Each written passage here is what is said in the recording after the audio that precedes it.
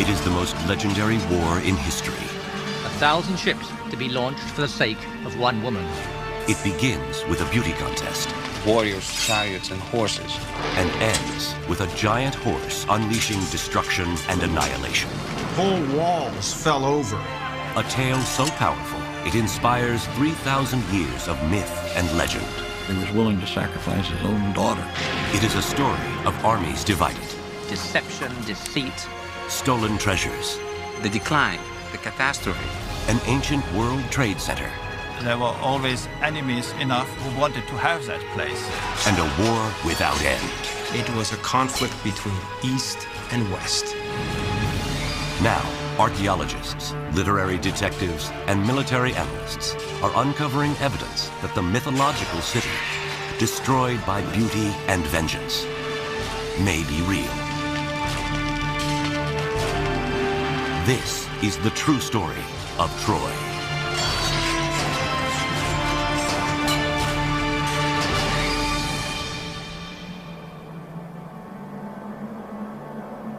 This is the cradle of Western civilization. Mainland Greece on the west, and Asia Minor on the east, and dozens of islands in between. The Aegean Sea links the inhabitants of this region, seafaring adventurers and their legends of gods and heroes. For thousands of years, fortune seekers and archaeologists have been searching these shores for evidence of the Trojan War. And now, some say they have found it. Today, not far off the pristine coast of the Aegean Sea, in what is now the modern country of Turkey, an international team is excavating what they believe to be the site of legendary Troy.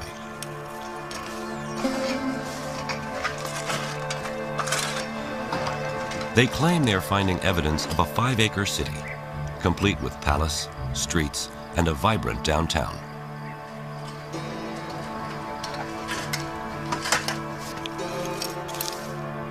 Outside the walls, they say they have evidence of a lower city. Ancient suburbs surrounded by a defensive moat built to prevent attacks by chariots, the ancient world's weapon of mass destruction. Manfred Korfmann has been the director of the excavation since 1988. If you look around in this area, you see nothing. It's old fields, it's surface, but there was something in here. Here on this barren plain, Korfmann and his colleagues envision a fortified city that rivals ancient Athens. Dating to the late Bronze Age, the prehistoric time of the Trojan War.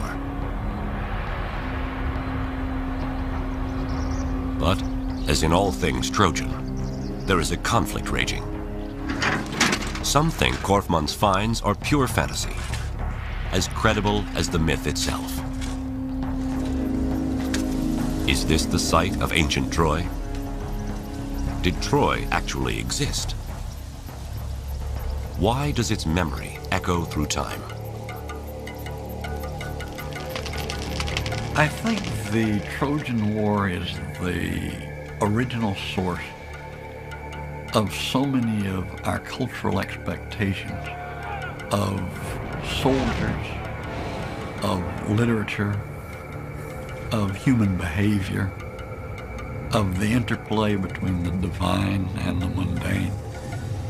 So much of our cultural tradition originates in the Trojan War that we continue to value it, even unconsciously, as a source of the archetypes upon which we model our behavior.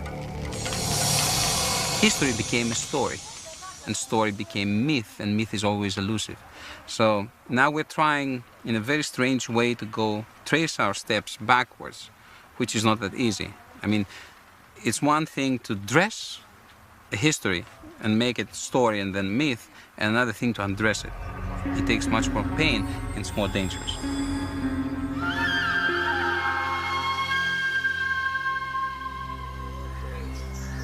Although today some scholars have reservations about the existence of Troy, historians of the ancient world never doubted the Trojan War was history.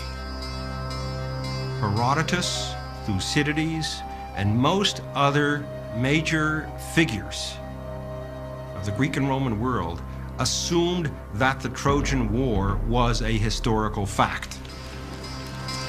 Here, on a beach not unlike that of Troy, classics professor Robert Garland recounts the tale. Well, it all began with the gods, as things of great moment tended to in the ancient world, and it began with the wedding of Peleus and Thetis, destined incidentally to be the parents of Achilles, the greatest of the Greek warriors at Troy. And they invited all the celebrities of the ancient world, all the gods, all the goddesses, except one. They didn't think it was a very good idea to invite Discord. Discord shows up anyway. She offers a golden apple inscribed with the words, "For the fairest." 3 goddesses, Hera, Athena, and Aphrodite, claim the apple and ask Zeus to be the judge. He wisely declines and instead appoints Paris, the handsome prince of Troy. And as often happens, each of the contestants offered a bribe. The one he gave the prize to, Aphrodite, offered him the bribe of the most beautiful woman in the world. But there was one problem. That woman was married. She was Helen, married to Menelaus, king of Sparta. Paris sails for Sparta under the guise of official Trojan business. When Menelaus, his host, was absent, he eloped with Helen back to Troy, and thus unleashed the fury that would become the Trojan War. Menelaus appealed to his brother Agamemnon, who was the overlord of the Greeks at that time. And Agamemnon summoned together all the Greek cities, all the kings, for a war of revenge to right the wrong that had been done to his brother. 1,000 ships assemble, but the gods cause the winds to cease. To appease the gods, Agamemnon must make the ultimate sacrifice, the ritual slaying of his own daughter. The winds blow, the fleet sails, and the war begins. The Greeks encamp around the walls of Troy, and for the next 10 long years, heroes are made and destroyed on the battlefield. Achilles, the celebrated Greek warrior, and Hector, the Trojan champion. As the war began to drag on in the 10th year, and it looked as if there was no end in sight, so the Greeks devised the ruse of the Trojan horse. The Greeks sailed off, and the Trojan horse was left outside the walls. The Trojans broke their walls down to let the horse enter, stuffed full as it was with Greek soldiers. And in the night, as the Trojans were celebrating, down came the Greeks out of the wooden horse, let in their companions, and proceeded to rape, pillage, and destroy.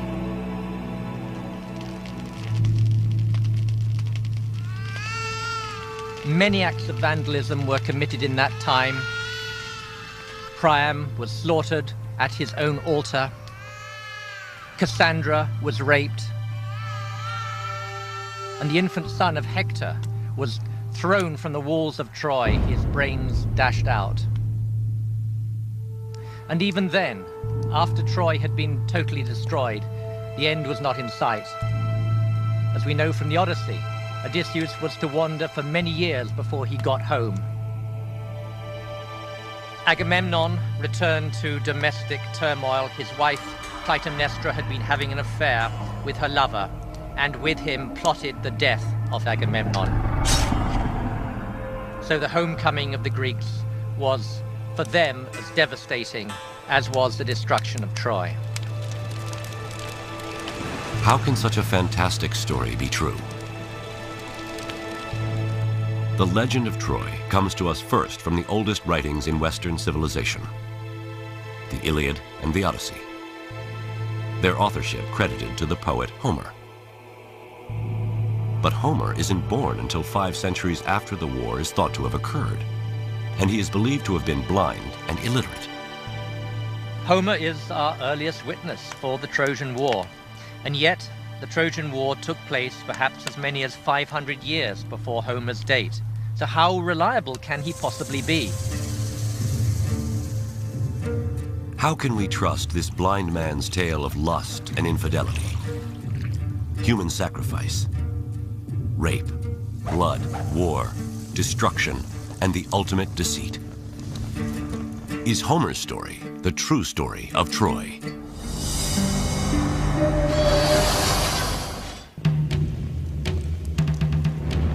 It's the most legendary war in history. The first great story of Western civilization.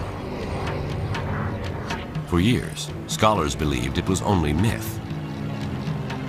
But now, off the coast of the Aegean Sea, archaeologists claim to have discovered the remains of the ancient fortress city, Troy. Is Troy and the Trojan War history or myth? How can our best witness, a blind, illiterate poet named Homer, be trusted? This is the true story of Troy.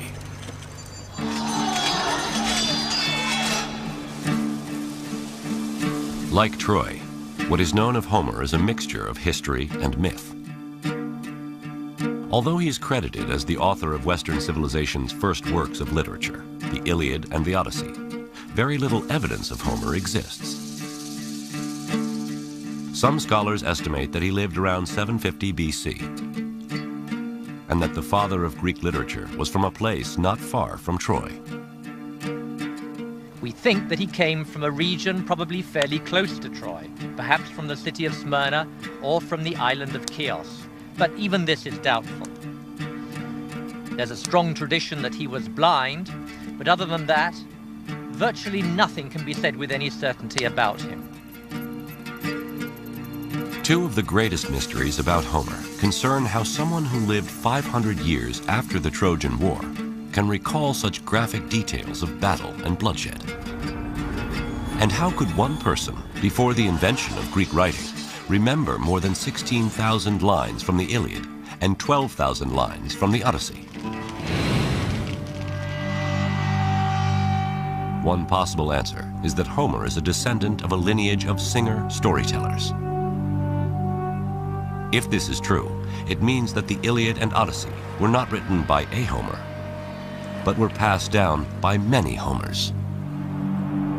It's perfectly plausible that singers immediately began to sing about this famous conflict, that it was passed on from one generation to the next, not with any attention to historical accuracy, in which no one had any interest.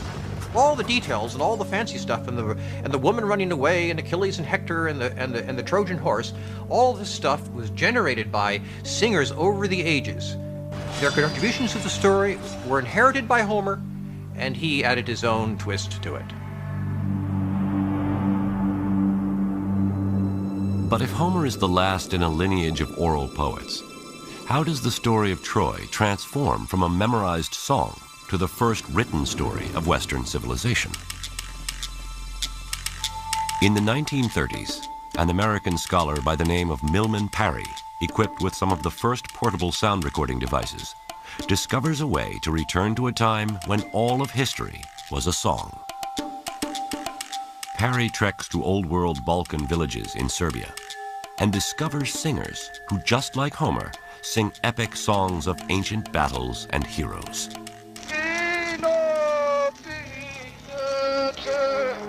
Parry made recordings on aluminum discs and on aluminum wire of these songs, and he also took down these songs by dictation.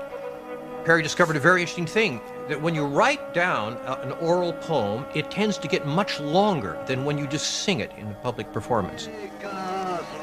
For over a year, Parry investigates the oral tradition, transcribing and recording many songs, some as long as Homer's. Parry finds that memory of historical events can be passed on for long periods of time and still remain accurate. The Serbian bards sing about the Battle of Kosovo, which had taken place in the 14th century.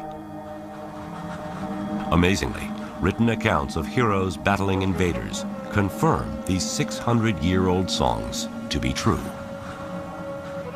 Is it plausible, therefore, that there really was a Trojan War, and that at least the fact of the war was passed down through oral tradition for 400 years or so until 800 BC, when Homer's poems were finally taken down?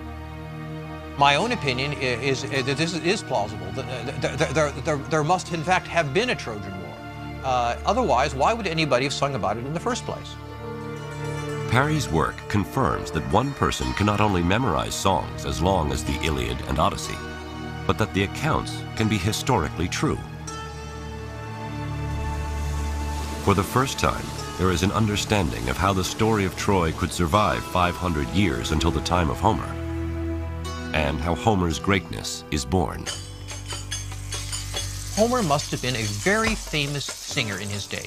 He must have been like the Rolling Stones. He was a very famous entertainer of some kind.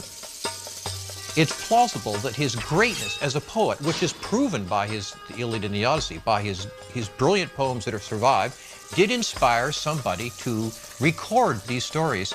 Indeed, the very man who invented the technological means that made the recording possible, that is, the Greek alphabet. Before Homer, epic stories were memorized and sung. These oral tales were usually performed at the feasts of aristocrats and noblemen.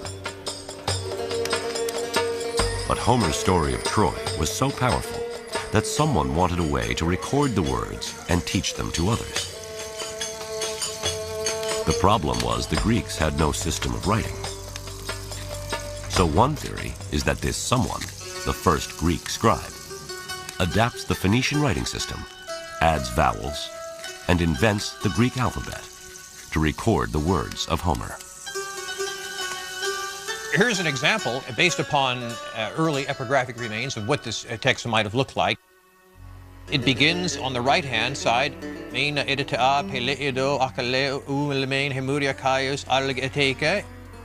back and forth, as the ox turns, the Greeks said, comparing this style of writing to the plowing of a field where you plow up one end and back the other and back again. Now, with Homer singing to a scribe, these heroic stories of Troy, the first in Greek history to be written down, inspire a much greater audience. In my opinion, is because they were the first texts that ever existed in the Greek vocal alphabet. And as such, they were used from the very beginning as the basis for instruction about how to use this writing system. And they never stopped being that. So when you went to school in ancient Greece, you studied the text of Homer, right back to the day that the man who invented the alphabet first wrote them down. Homer's story of Troy becomes the tool by which language and literature are taught, the very foundation of Western civilization. For the next 3,000 years, his story of Troy will inspire the greatest Greek and Roman writers, Renaissance artists, Shakespeare, and even Hollywood films. But over the centuries, the true story of Troy is blurred by myth, and Troy the city, a ruin even at the time of Homer, is covered by the sands of time and lost. Then, in the 19th century, inspired by Homer's account of battle, blood, lust, and deceit, a rich adventurer goes in search of the treasures and the true story of Troy.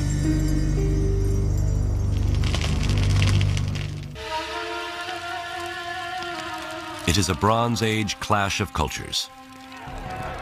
A battle over the most beautiful woman in the world. This tale of heroes, blood, lust, and deceit from a time before writing is sung for hundreds of years. Then the greatest of Greek singers, Homer, sings of Troy so powerfully, he inspires the invention of the Greek alphabet. Homer's Iliad and Odyssey are the first written works of ancient Greece and become the foundation of Western civilization.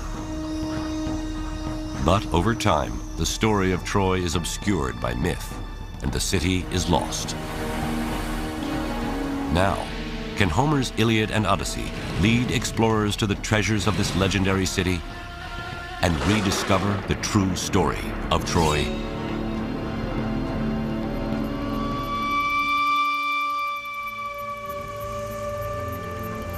July 6th, 1827. After centuries of Ottoman occupation, Greece wins its independence and emerges as a new nation.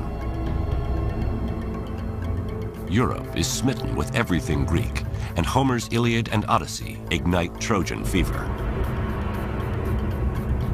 With a pick in one hand and the Iliad in the other, a German-American self-made millionaire, Heinrich Schliemann, sets off to uncover Troy. Heinrich Schliemann is actually a fascinating man. He's a Wall Street tycoon of the 19th century. He made a great deal of money speculating in Russia and in the United States, including the gold rush in California. Having made a great deal of money and therefore being able to retire from his business pursuits, he at this point can go and pursue what he claimed was a lifelong fixation with Greece and particularly with the Trojan War. Heinrich Schliemann has a knack for finding gold. He is in California for the gold rush, makes millions in St. Petersburg under the Tsars. And in his search for profit and adventure, he dresses as a Bedouin, circumcises himself, and sneaks into Mecca. In 1868, he moves to Athens and launches a campaign throughout the Aegean in search of the legends of Homer and ultimately Troy. Schliemann was not an archaeologist, but he had a sacred faith in Homer. I mean, Homer was his Bible. And this led him to discover things which nobody else had thought of discovering, of looking for, let's say. Schliemann sets out to look for a place that matches the landscape described by Homer in the Iliad. A vast plain where two great armies can battle, near the Aegean Sea, between the Scamander and Simois rivers. A place with high fortified walls, from which the Trojans could watch in horror as their champion Hector is dragged behind the chariot of Achilles around the city.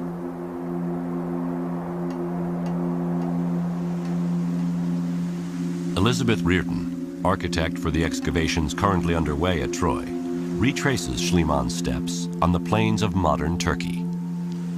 Heinrich Schliemann was convinced that Homer was writing about a place that actually existed.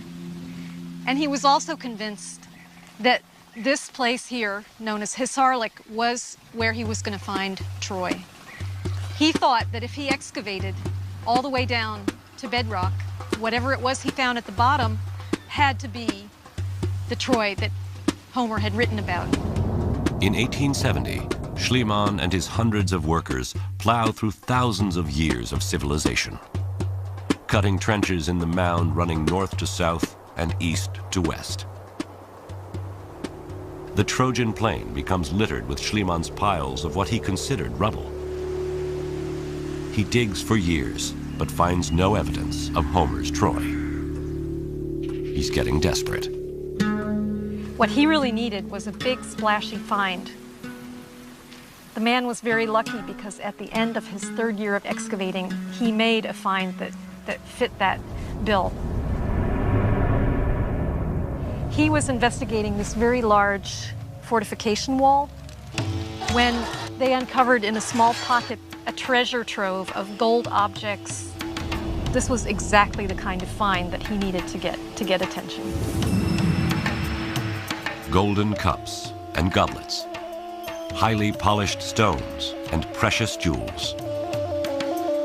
In 1873, Schliemann smuggles the treasure out of Turkey, dresses his wife in the jewels like Helen of Troy, and with Barnum-like showmanship, claims he has uncovered King Priam's treasure. He dazzles the world with headlines. Heinrich Schliemann discovers legendary Troy. But the showman's headlines prove false. The treasure Schliemann finds dates to 2,500 years earlier than Priam and does not correspond to the time of the Trojan War. And worse, Schliemann may have stolen his discovery of Homer's Troy. Schliemann, with his interest in Homer, was not the first in this area. Frank Calvert a British expatriate, had been living in the area from 1845 onward. He grew up in this area and gradually amassed a tremendous amount of textual evidence for where Troy lay. When Schliemann arrives in Turkey, there are several sites thought to be Homer's Troy. But Frank Calvert is convinced that the land he owns, a mound named Hisarlik, is Ilium, an ancient Greco-Roman city from which Homer titles his Iliad. Schliemann seeks out Frank Calvert. When Schliemann came to the Calvert house in August 1868, Calvert's house was full of artifacts and works of art that Calvert had excavated from Hisarlik, from Troy. Now, when they had dinner, Calvert told Schliemann all about his excavations, showed him what he had found, and Schliemann was clearly very impressed. Schliemann goes back to Athens, and without ever setting foot on the site, writes his first book on Troy. The problem is, he doesn't know the details. Calvert wrote Schliemann answers to Schliemann's many questions, one of which was, how high was the mound? Was it 20 meters or 100 meters high? The very fact that Schliemann would ask this question shows that he had absolutely no concept of the site itself. Though Calvert has been quietly digging by himself for years, Schliemann pours his vast wealth into a grand excavation with hundreds of workers and is anything but quiet. Schliemann tells the world that he is the sole discoverer of Troy and literally leaves Frank Calvert in the dust.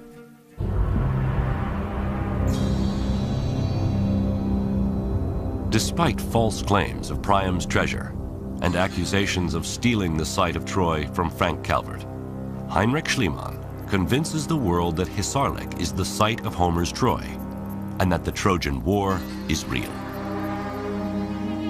Schliemann was somebody who dedicated his life, his fortune, and his activities to proving Homer true. And this has my respect. It's largely because of Schliemann that we're asking the question, was this war real?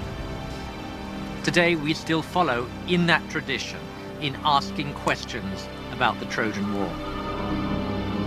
But even Heinrich Schliemann, perhaps the most devout believer in the Iliad as history, can't produce definitive proof of Homer's Troy. Somewhere in these ruins is the promise of finding some scrap of writing, some Trojan treasure to prove beyond doubt that the Trojan War and the story of Troy are real.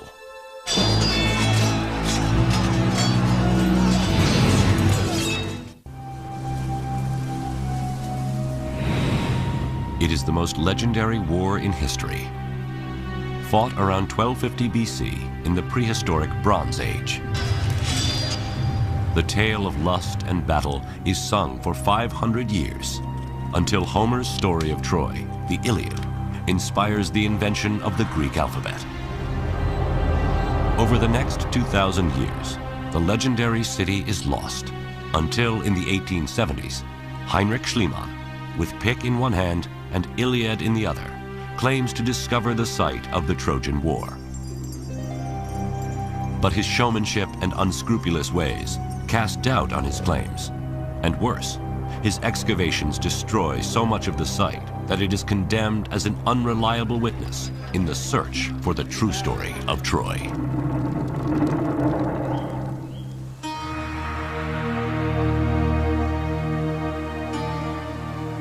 How could this rock heap in present-day Turkey be Homer's Troy? Even Schliemann expressed doubts. It is all poetry, he says. Troy is a myth, and the site of Hisarlik is only a hill. In essence, he says in various writings, well, I'm very pleased at what I've done. I've discovered Troy, and so on and so forth. But I'm a little disappointed because based on what Homer says, his description of Troy, I would have thought that Troy would have been bigger. Where is the proof that Hisarlik is big enough to be Homer's Troy? After Schliemann's death in 1890, his wife Sophie and dig director Wilhelm Dorpfeld identify the different levels of the mound at Hisarlik and number the layers according to years. They discover that Schliemann dug too far, that Priam's treasure comes from about 2500 BC, or level 2. The Trojan War is thought to have taken place at level 6 or 7, about 1250 BC. And at that layer, they find evidence of cataclysmic destruction. Is this evidence for a real Trojan War? In 1932, one of the most revered figures in archaeology, Carl Blegen of the University of Cincinnati, arrives on the scene. Blegen, having excavated on the mainland, felt that this was the time to go back to Troy to try and place Troy in the context of the larger Greek Bronze Age world. Blegen re-examines the entire site, discovers that Troy is at its height at level 6. At the layer above, level 7, he discovers a concentration of houses within the walled city that seem to indicate the population is seeking protection against a siege. But not even Blegen discovers a city as large as that described by Homer. Troy seems destined to remain a mystery. Then, in 1982, Manfred Korfmann comes to Troy. There's much skepticism in the archaeological world about his going back to Troy. Many people thought that it had already been excavated after all the 3 campaigns there, that there wouldn't be much more to discover. But Korfmann's campaign introduces 50 years of new technology to the excavation. One of his first discoveries is just south of Troy, along the Aegean. Here, his team finds over 50 cremations and burials containing Mycenaean Greek grave goods. Could this be evidence of the Greek camp and remains of Greek warriors who came to fight against Troy? Korfmann's team also discovers that the Bay of Troy is quite different from today. In fact, the water at the time of the Trojan War would have been closer to within sight of the walls of Troy. And in recent years, not far from the ancient bay, using magnetic prospecting equipment, Korfmann and his team find what at first looks like a wall about a quarter of a mile outside the citadel of Troy. But what he actually finds is the opposite of a wall. Here we do have a picture like X-ray looking into the ground and finding remains of what may have been ditches. The ditch that Korfmann unearths is cut deep into the bedrock, leading him to believe that its purpose is most likely defensive. The archaeologists were able to verify a Troy 6 date for the date when this ditch had been constructed. Troy 6 represents the time of the Trojan War. And there are many similarities between this defensive ditch and one Homer describes in the Iliad. If you look at his description of the fortification ditch that's dug around the Greek camp, and then you look at the fortification ditch that we found, certainly that's a striking similarity between the two. It's actually quite likely that this is the site that Homer had in mind when he put down the story of the Iliad and the Odyssey. Over the years, Korfmann and his team discover religious totems for worship of Trojan gods, spindle whorls for weaving the fine fabrics traded by Troy through the ancient world, enemy spear tips and arrowheads embedded in the walls of Troy, coins from the time of Alexander the Great, and a bust of Roman Emperor Augustus, who traces his lineage back to Troy. But despite the incredible finds, one find continues to elude Korfmann, just as it had everyone back to Schliemann. Where is evidence of the huge city described by Homer? One of the more important things we want to know about Troy is how large the settlement was in different points in time, at different periods, and how it grew, how it shrank, and if there were different activities going on in different areas or parts of the settlement. We can't answer this by excavation alone. To discover the elusive vastness of the city described by Homer, Korfmann's team employs a technique that more resembles farming than archaeology. It's called site survey.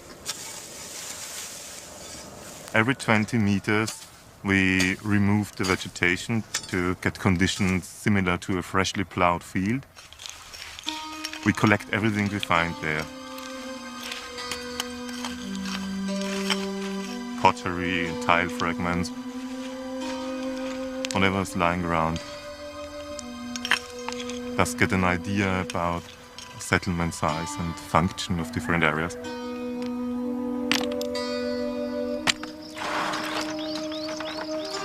They bring their finds back to camp, where artifacts are washed, classified, and dated. It's a lot of broken pots, representing thousands of years. This year we covered about 15 hectares, about 400 points, and we collected more than 100,000 items from there, about 2 tons of material. A significant quantity of the pottery shards are from the Bronze Age, particularly the time just before the Trojan War. We can see how the area all the way to this ditch and in the east and where this ditch was covered by a Bronze Age settlement. Pieces of the Trojan War age pottery extend over a quarter of a mile out from the walled city of Troy, all the way to the defensive ditch. This ditch, described by Homer as built by the Greeks to defend their ships, is more likely a ditch built by Trojans to defend Troy against the Greeks. Korfmann is confident that this area, from the ditch to the fortified walls of the citadel, is a vast lower city, more than 5 acres, that along with the temples and palaces of the citadel, comprise the glorious city that is Troy. It is a Troy large enough to match Homer's, and rich enough for the Greeks to want to conquer. We archaeologists have in Troia the proof and the hints that this place always was fortified again and again. It was always rich enough to defend itself. There were always enemies enough who wanted to have that place. For us, this is enough argument to say that there always had been war at this place. It seems clear that nearly 3,000 years after Homer, Manfred Korfmann has finally proved that Troy is real. But now, where is the evidence of the Trojan War? What was it really fought over? Are we to believe Homer's claim that a woman, even the most beautiful woman in the world, could cause the destruction of Troy?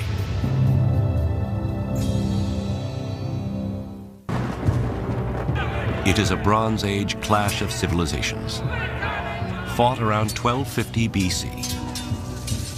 Then, 500 years later, the Greek poet Homer sings his epic story of Troy, becomes a superstar, and inspires the invention of the Greek alphabet. Over time, Troy is lost, and its story is obscured by myth and legend. Until the 1800s, when Homer's Iliad inspires the search for this legendary city. Today, archaeologists are uncovering evidence suggesting they have discovered the site of Troy. But how can the theft of Helen, the most beautiful woman in the world, launch 1,000 ships in a fight for love and glory? Is this the true story of Troy?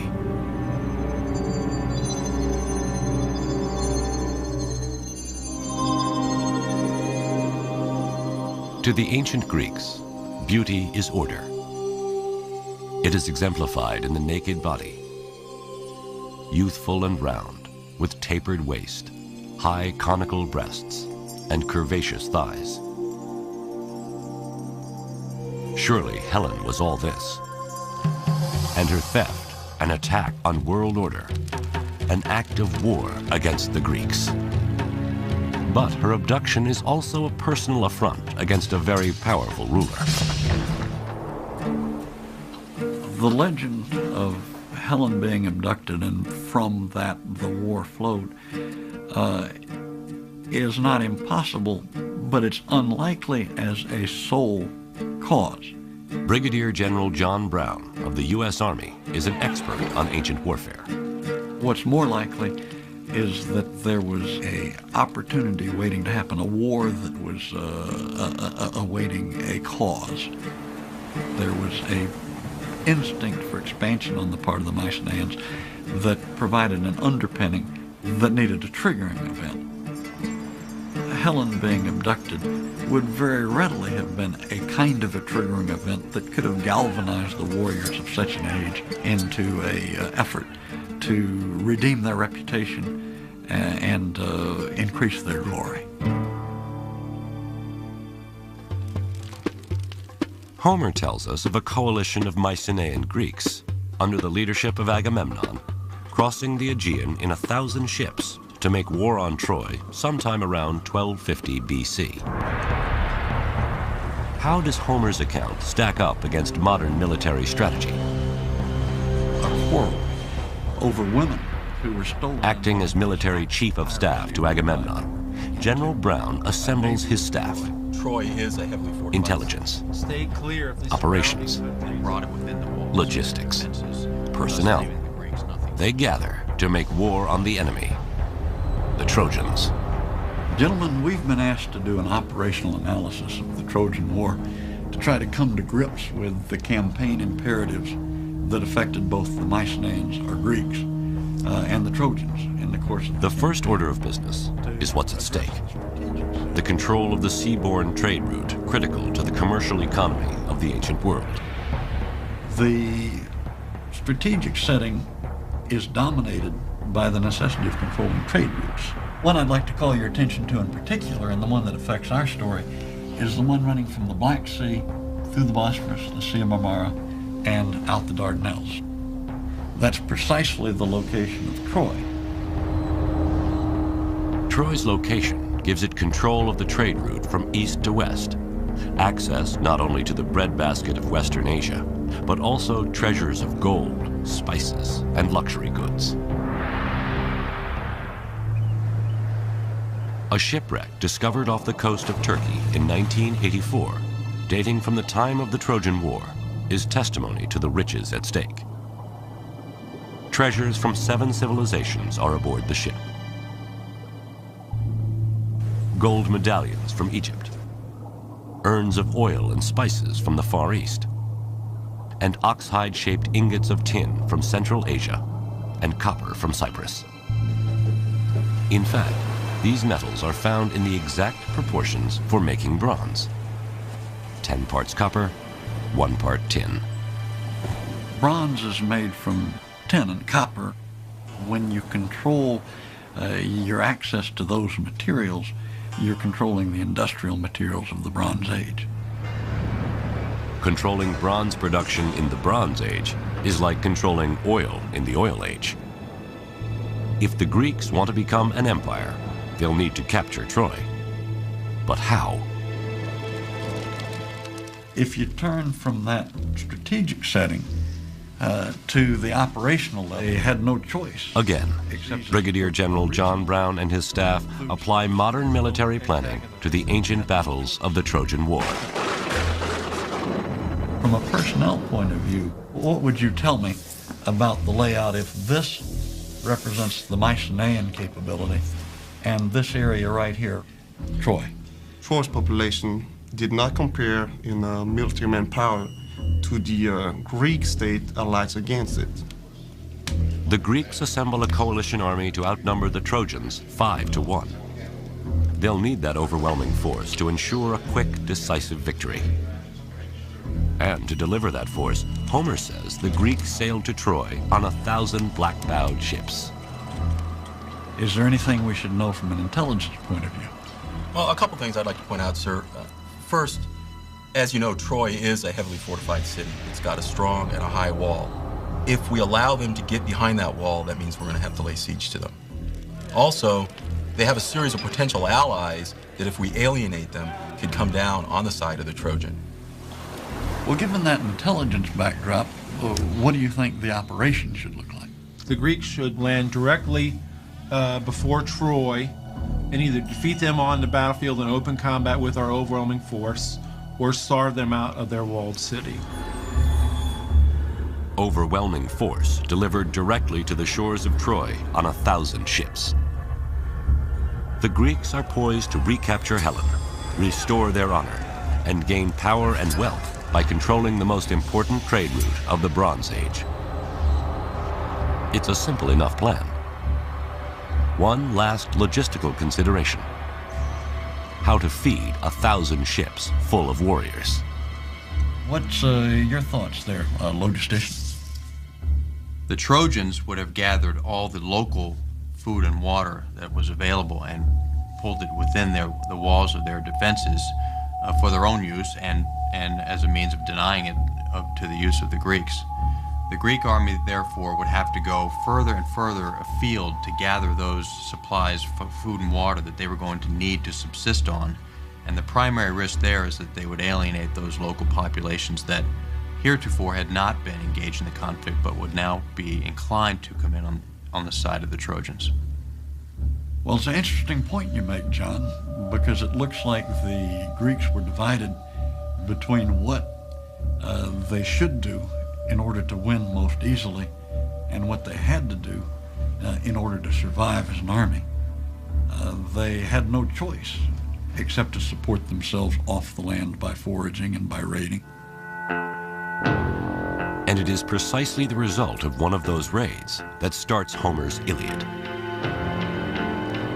Agamemnon and Achilles fight over a woman that Achilles captures during a raid. Agamemnon pulls rank and claims Achilles' war prize for himself. Achilles rages, reaches for his sword.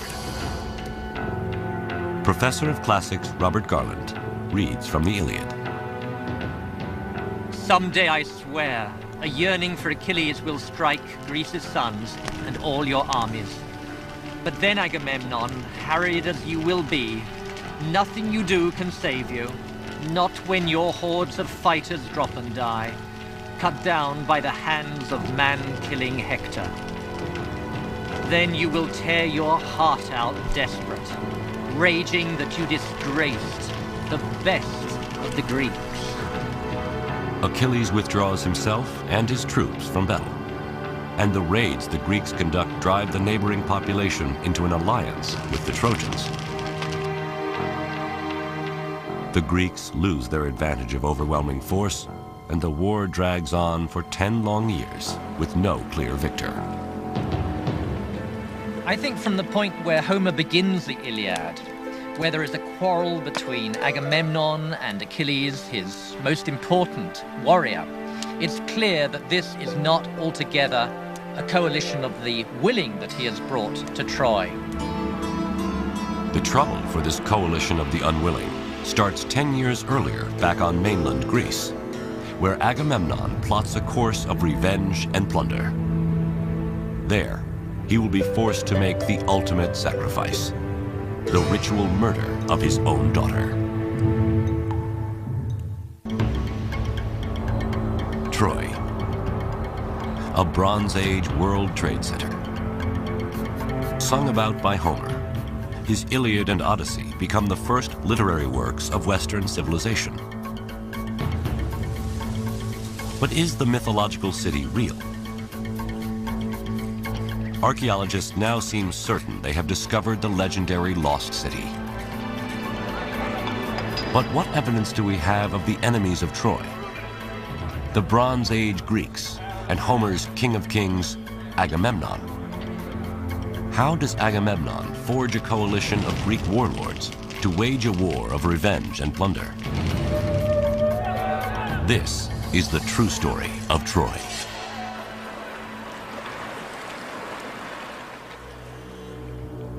West of Troy, across the Greek islands dotting the Aegean, lies mainland Greece. Athens, Sparta, Pylos, Olympus, and at their center, the largest and richest of the Bronze Age principalities, Mycenae. Hidden in these ruins is evidence of their wealth and power. Spiros Iacovides is the godfather of Mycenaean archaeology and director of excavations. I have been working here since '58, which means for 40 odd years. And I have come to love the place. Mycenaean civilization was a time of very active interconnections. People had to come through Mycenae or through the area of Mycenae wherever they wanted to go. Just the sight of this fortress sends a message of power to friend and foe alike. The city's walls rise 40 feet high and span 25 feet wide.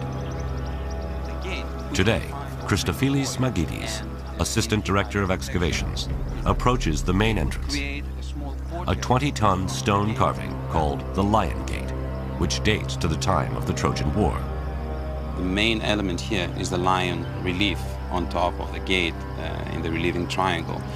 Here we have an amalgam of political statements and religious allusions. The column represents the house of the king, and the lions, his power and protectors. It is a massive display of the king's divine right to rule. It's a very strong statement for the incomer at the first moment he enters the citadel.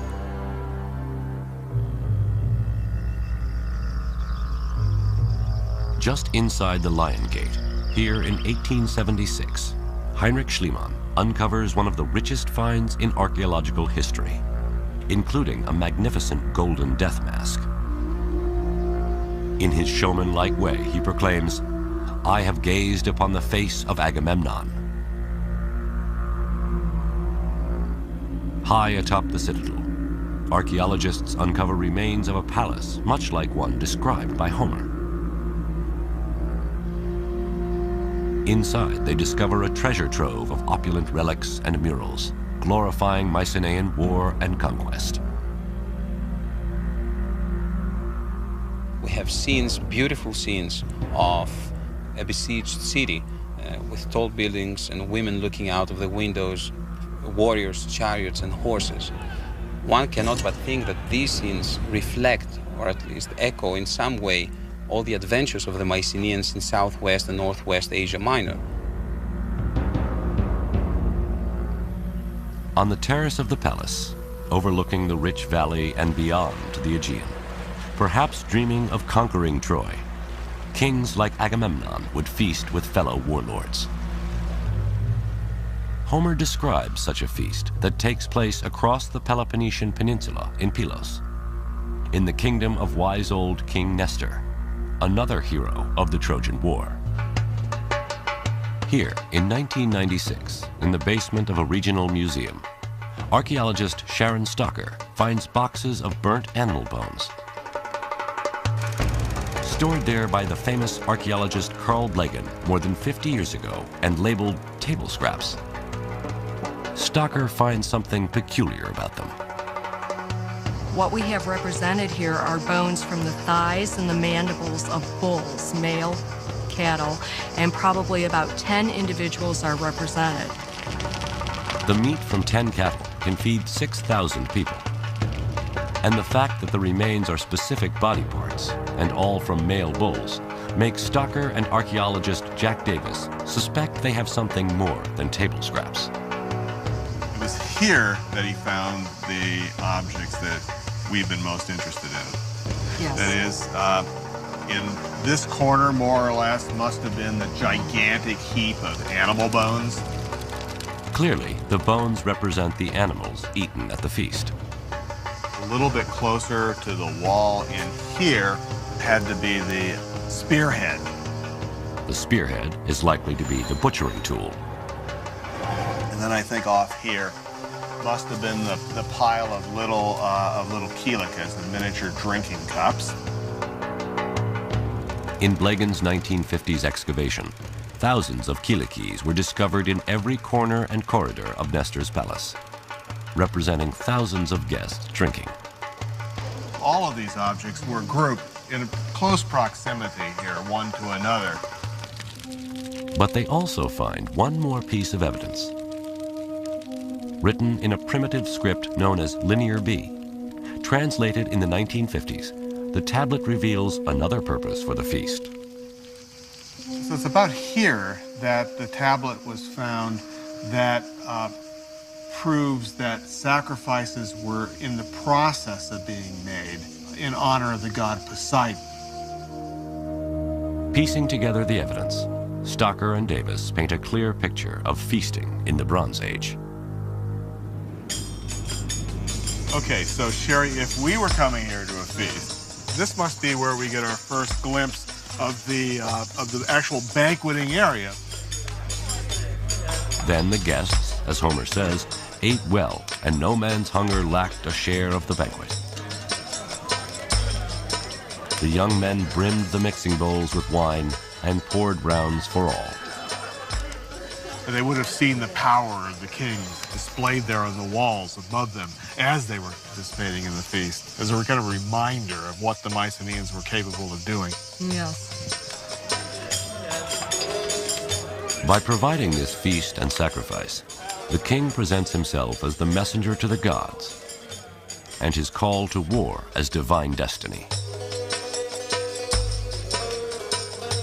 Surely the feast in this setting is a persuasive weapon for a king luring warriors to join him in a battle against the Trojans. But as a final appeasement to the gods, King Agamemnon must make the ultimate sacrifice: the ritual murder of his own daughter.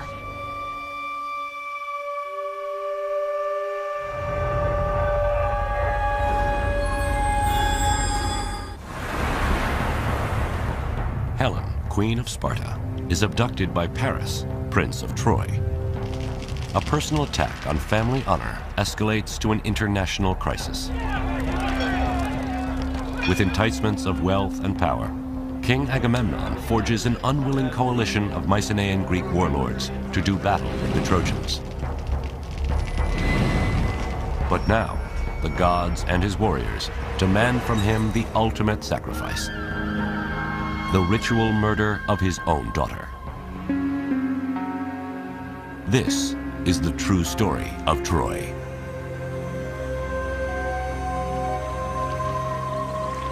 At perhaps the most disturbing intersection of mythology and history lies the practice of human sacrifice. How can an act considered the ultimate sacrilege in the modern world be so prevalent to the ancients? Classics professor Robert Garland on a beach not unlike that of Troy. Human sacrifice is committed by Agamemnon. Achilles, we are told, slaughters 12 Trojan youths to appease the spirit of his friend Patroclus. And at the end of the war, Polyxena is sacrificed at the grave of Achilles. Although these incidents of human sacrifice exist in the mythological realm, there is also historical evidence of human sacrifice. From Egypt to Babylon, slave and prisoner sacrifice is widespread during the Bronze Age, often used as a public display of the king's power. But could the Greeks, founders of Western civilization, also have practiced human sacrifice? There seems to be some archaeological record of human sacrifice. I'm just going to mention certain chamber tombs here in the area of Mycenae, where we have found bodies of slaves, one on top of the other. They were probably slaughtered when their master died, or prisoners of war, and so on and so forth. To them, it was not probably a human sacrifice. What we consider human sacrifice is not the same thing with what they consider human sacrifice. A slave or a prisoner of war is an object, is not a human being. Interestingly, although human sacrifice is prevalent in the mythology of Greece and the Trojan War, Homer never mentions it in the Iliad. It's a few hundred years after Homer when some of the greatest Greek playwrights incorporate human sacrifice into their stories of the Trojan War. One reason may have been as a storytelling device to entertain their audiences. It's often true that forms of religious behavior that were once sacrosanct and received great veneration later on become the subject for horror and a way of getting a chill, really, out of the audience. So in the story of the Trojan War, Agamemnon succeeds at assembling a coalition of Mycenaean warriors. But as they ready to set sail for Troy, the winds blow against them. The oracle tells Agamemnon, for favorable winds, he must sacrifice his daughter, Iphigenia. He did so by summoning her to Aulis on the pretext that she was going to be married to Achilles. Instead, he butchered her, and in so doing, set in train a terrible set of events that would end in his own death.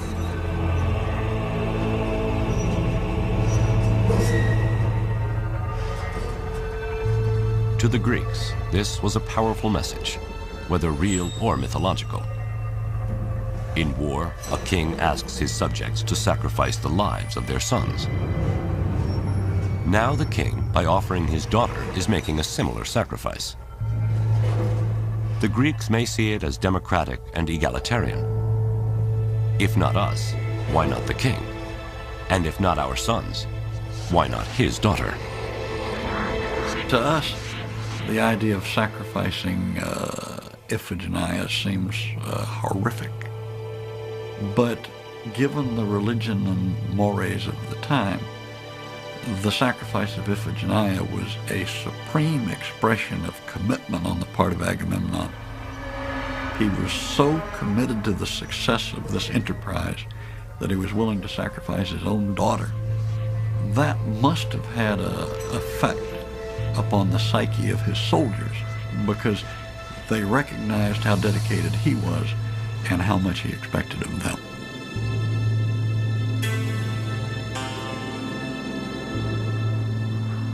Thus, the first blood spilled in the Trojan War is that of a child. Ultimately, Agamemnon will pay for her death with his life.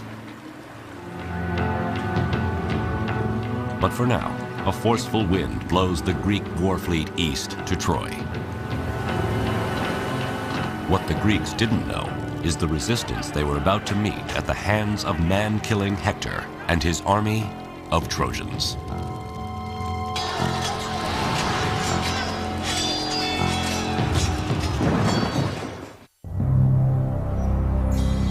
To forge a coalition of Mycenaean warriors and satisfy the gods, Agamemnon makes the ultimate sacrifice, the ritual murder of his own daughter. In 1,000 ships, the Greeks sail east to Troy with dreams of wealth and honor. But their overwhelming force is negated by the fierce Trojans and their powerful allies. They fight to a standstill for 10 long years. Now, powerful egos and dissension in the Greek ranks threaten to destroy the coalition from within. This is the true story of Troy. It is an epic clash of civilizations, a defining moment in prehistory to which, once again, Homer may be our best witness. In the 16,000 lines or so of Homer's Iliad, he explores all the major questions which we still grapple with as we make war today and consider the questions around warfare. The justification for a major military exercise, the accountability, the quality of military leadership, the nature of courage and cowardice on the battlefield, and indeed what happens to victors and defeated alike in the face of day-to-day brutality. And yet, in his Iliad, Homer doesn't chronicle the entire 10 years of battle. He focuses on just 4 days of the war's 10th and final year. He brings us, I think, to the very heart of what human conflict is all about. Some of his most memorable descriptions are of men dying. The 240 deaths that occur in the Iliad, all are different. Homer must have seen action at first hand. He must surely have gone over the battlefield at Troy and tried in his own imagination to recreate how this battle took place. We see warfare from so many different angles, and we see it up close and personal from Homer. Warriors face off on the battlefield, calling out names and insults.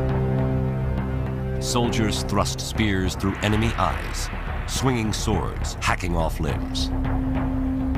Homer says black blood stains the battlefield. His name defines this brutal age of warfare, known as the heroic or Homeric era.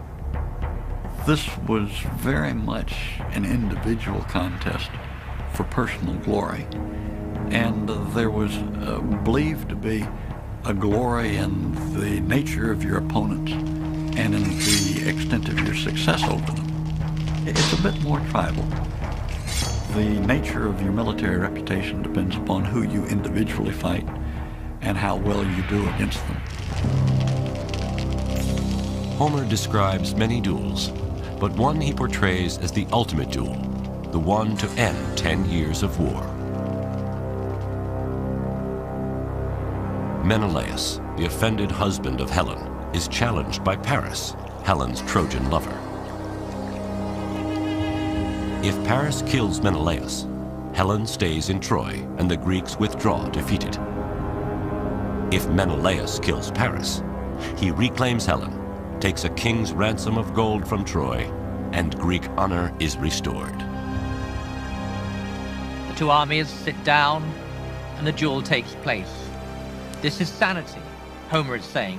This is how it should be. But it's not how it goes. Menelaus and Paris cross swords, risking life and honor to end a decade of conflict.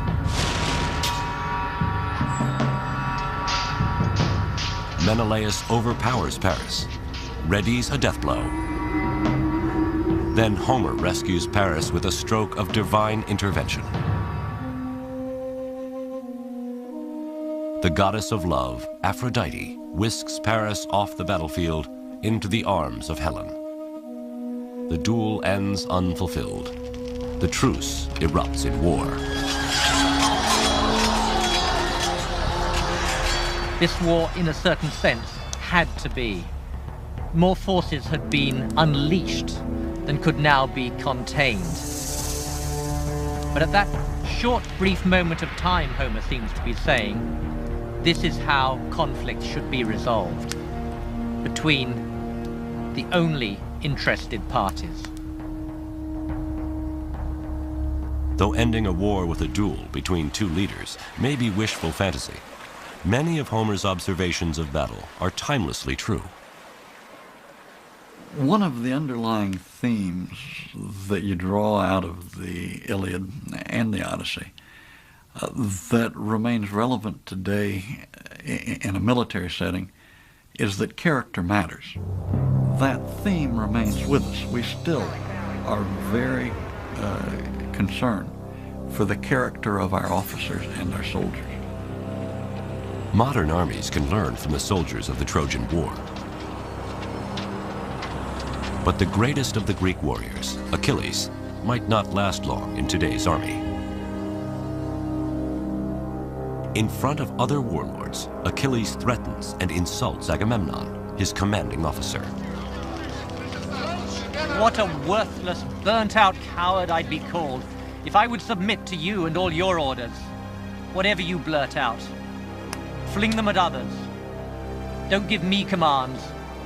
Never again, I trust, will Achilles yield to you. To Homer's audience, Achilles' rage against Agamemnon reflects a conflicted hero defending his honor. But today, his insults would be court-martialed as insubordination. Achilles was preoccupied with his reputation and his personal standing amongst the Greeks. The absolute opposite of a team player. Odysseus is of course, a different character, and again, he's yet another expression of the fact that character matters. He is wily. He's compared to a fox. Even today, we compare some of our most capable military figures to foxes. The swamp fox, Francis Marion of the American Revolution, and General Franks of the war in Iraq are among some with reputations of cunning like a fox. But Homer highlights another key quality of leadership by demonstrating the opposite. Never once did you arm with the troops and go to battle. You lacked the courage. King who devours his people. Unlike an ideal general like George Washington, who leads his troops by example, Agamemnon is accused of hanging out in the back while others fight and die.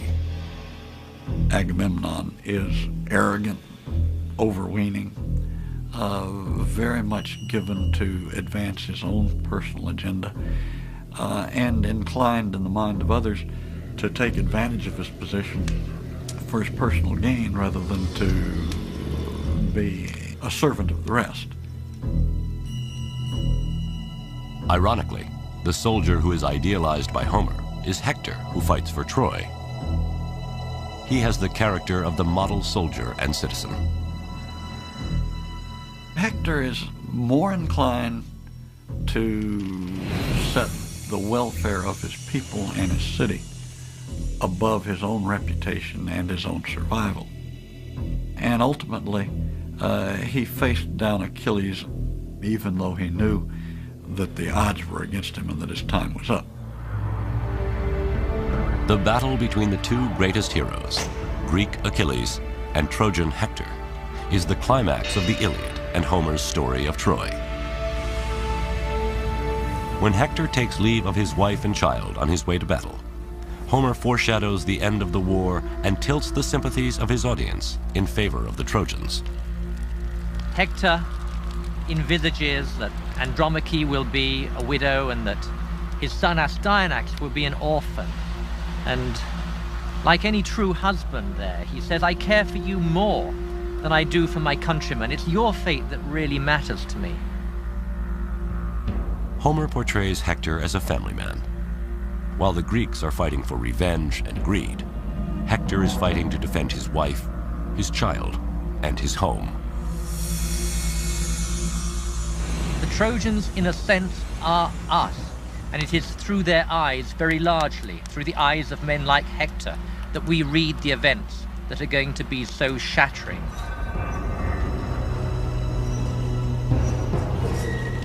Hector sees Achilles charging like a stallion. Achilles closes, helmet flashing, throws his spear and misses. Hector hurls his spear, striking Achilles' shield dead center, and glances off. Hector draws his sword and charges, but Achilles has a second spear and drives it clean through Hector's neck. Hector falls to the dust and gasps, pleading with Achilles to return his dead body to Troy. But Achilles promises to feed his body to the dogs, lashes his corpse to his chariot, whips his horses to run around the walls of Troy, and as Homer says, defiles Hector's body in the land of his own fathers.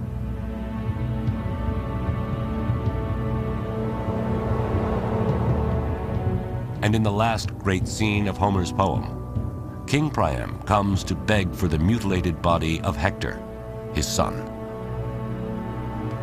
King Priam comes and he grasps the man-slaying hands of Achilles, and like a suppliant, he appeals to Achilles' compassion. And Achilles yields, and the two men collapse together in an acknowledgement of their human identity. They're no longer Greek and Trojan. They're no longer deadly enemies.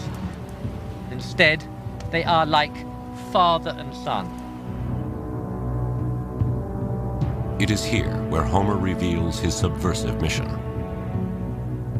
He ends what is perhaps the world's greatest war story with an anti-war message. We are all human. We are all fathers and sons. We all have attachments that go way beyond our national identity. We are human beings, first and foremost. A truce is declared for the cremation of Hector's body. Funeral laments are sung. The flames from the fire consume his corpse, and looming are the walls of Troy. Homer does not elect for a Hollywood ending. He elects for an ending which reminds us that more slaughter is to follow. Homer is saying to us, his audience, in a way, you are not to be trusted. More havoc will surely follow. More brutality, more carnage, and ultimately, too, the destruction of Troy. Although this completes Homer's story, the true story of Troy does not end here. Suddenly, the Greeks are gone, and a wooden horse stands outside the gates of Troy.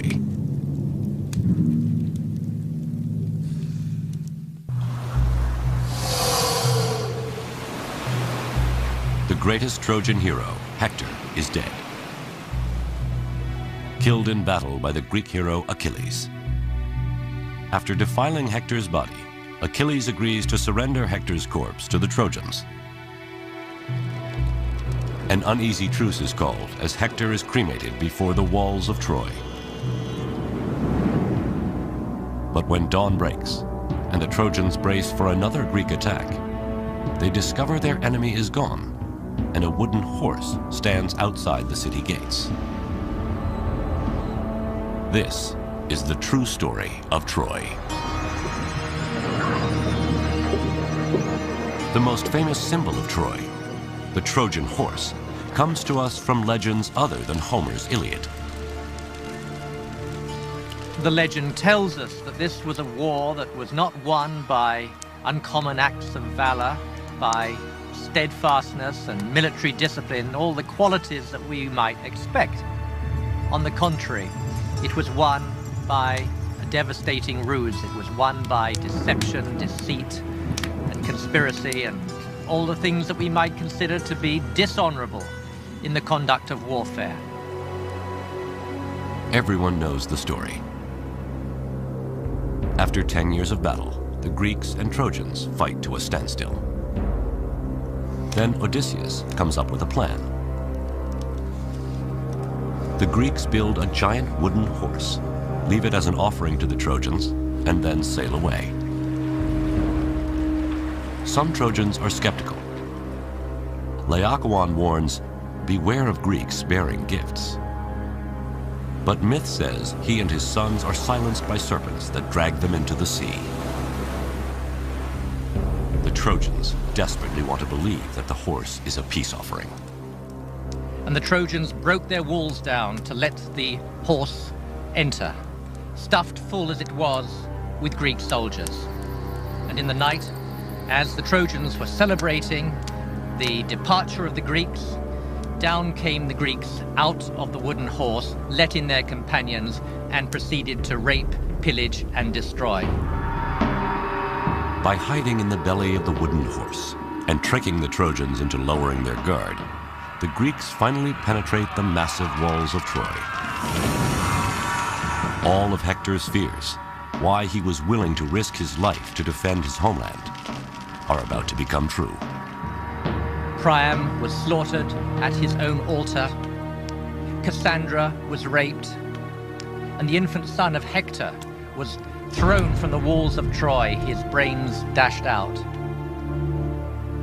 With Hector's mother and father hacked to pieces, his sister sacrificed, his son murdered, and his wife carried off to the bed of a conquering Greek, his family's seed is wiped from the earth forever.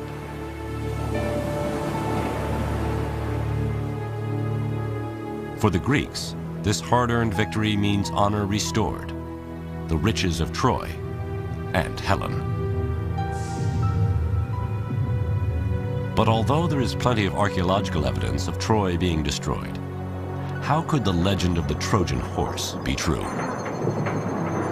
The Trojan horse has become something of a metaphor for trickery, you know, for being able to outwit your opponent, for having something that is so carefully contrived of an artifice that you're given an overwhelming advantage.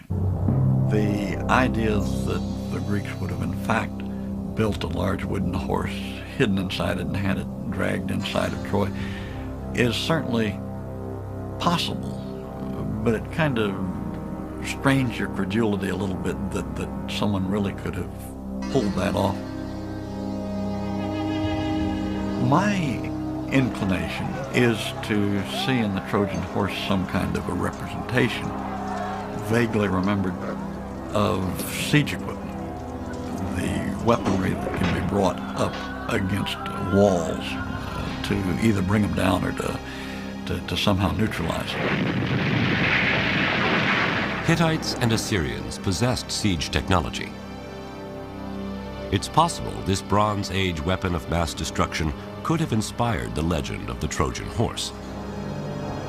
But whether history or myth, the Trojan horse came to symbolize a war won by trickery and deception.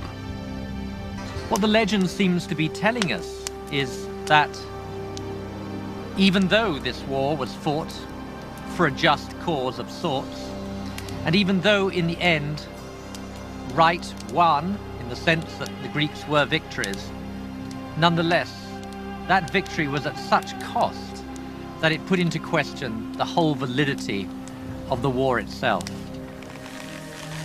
Achilles meets his death, struck in his heel by an arrow from the bow of Paris.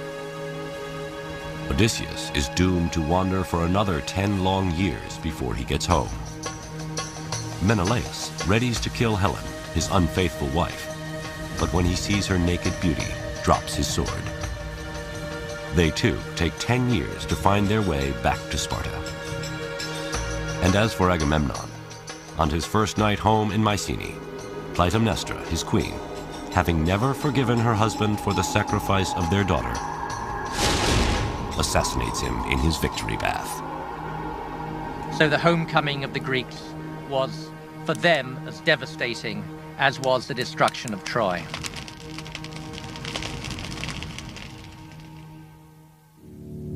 In fact, history tells us in the wake of the Trojan War, not only do the Mycenaean kingdoms collapse, but the entire Bronze Age comes to an end.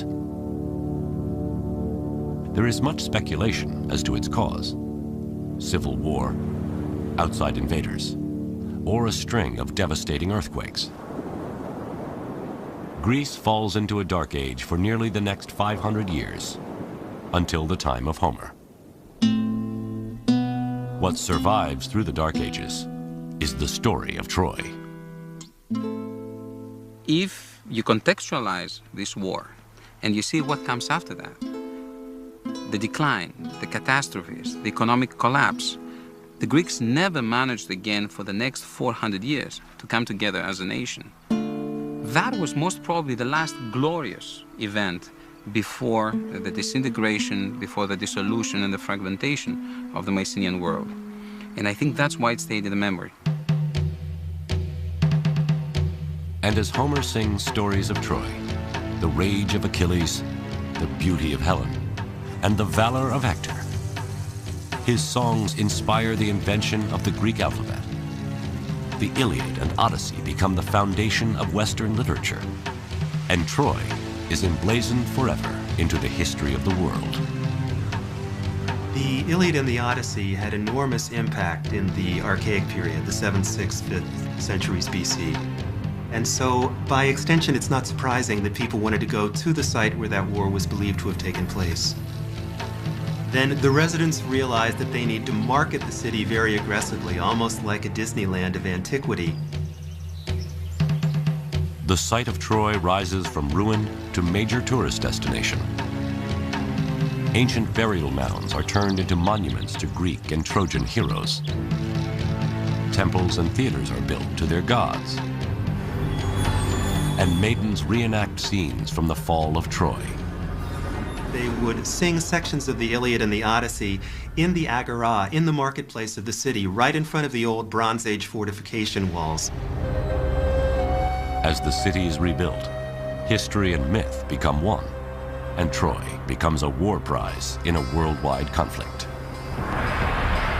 The Trojan War, among other things, resonates because, from the perspective of many people in antiquity down to the present time, it was a conflict between East and West. In a way, it's the beginning of the combative stances of both sides. It's us against them. Now, the tourist destination of Troy attracts more than just tourists.